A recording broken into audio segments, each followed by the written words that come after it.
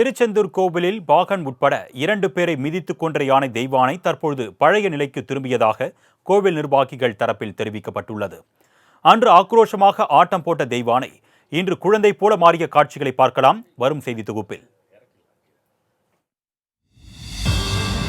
திருச்செந்தூர் முருகன் கோயிலில் வளர்ந்து வந்த 17 வயதான பெண் யானை தெய்வானை கடந்த 17ஆம் தேதியன்று பாகன் மற்றும் அவரது உறவினர் உள்பட 2 பேரை தூக்கி போட்டு மிதித்து கொன்றது.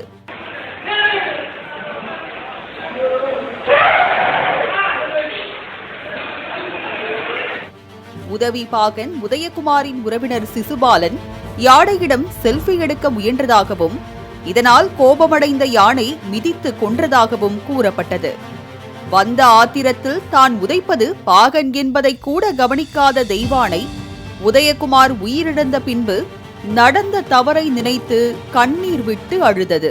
இதைத் தொடர்ந்து சில மணி நேரங்கள் எதுவும் சாப்பிடாமல் கண்ணீர் வடித்தவாறே இருந்த தெய்வானை மறுநாள் இயல்பு நிலைக்கு வந்து உணவருந்த தொடங்கியது.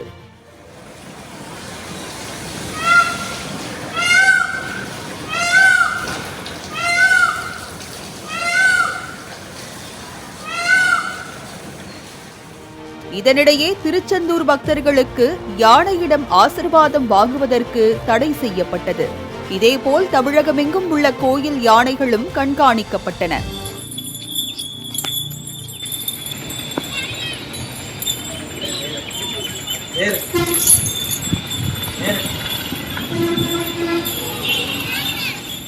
யானைக்கு தலைமை பாகனாக ராதாகிருஷ்ணன் என்பவர் நியமிக்கப்பட்ட நிலையில் உதவி பாகன்களாக நியமிக்கப்பட்டவர்கள்தான் உதயகுமார் மற்றும் செந்தில்.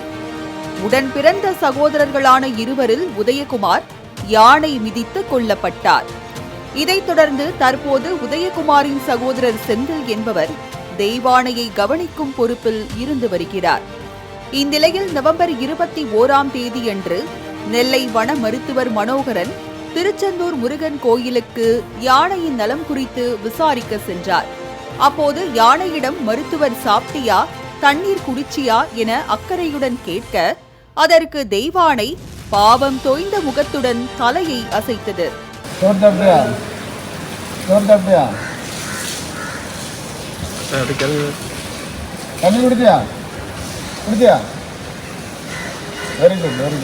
தெய்வானை துதிக்கையால் இடது காதை பிடித்துக் கொண்டு தோப்புக்கரணம் போடுவது போல மன்னிப்பு கேட்டது காண்போரை நெகிழ வைத்தது. பாகன் மரணத்திற்கு பிறகு வழக்கமான தன் விளையாட்டுத்தனத்தை விட்டுவிட்டு குழந்தை போல மாறியிருப்பதாக திருச்செந்தூர் கோயில் நிர்வாகத்தினரும் பக்தர்களும் தெரிவித்தனர்.